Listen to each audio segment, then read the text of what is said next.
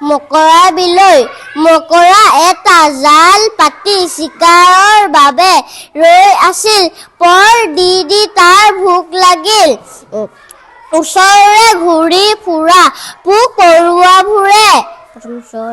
চলাহি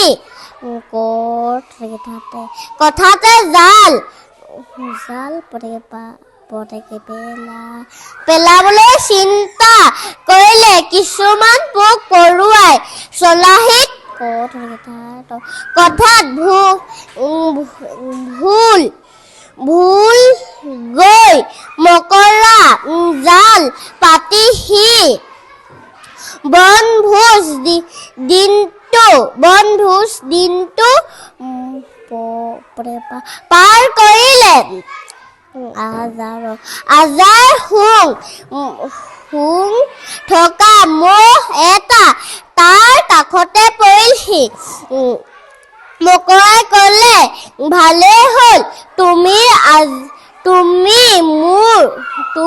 আহিলা আজি মোৰ ঘৰতে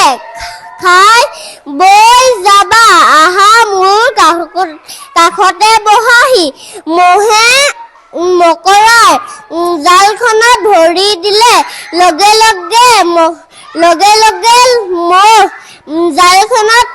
লাগিল পেটুৱা মকৰাই তপৰাই মহটো গিলি থলে অলপ পাছত মকৰা টোপনিত লালকাল দিলে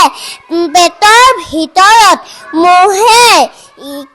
ইকাতি কৰি চটফটাবলৈ ধৰিলে মহে দীঘল শুং ডালেৰে মকৰাৰ কোমল পেটটো ফুটা কৰি আহিল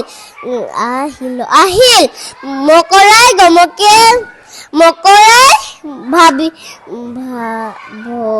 ভবাই নাছিল যে তাৰ যে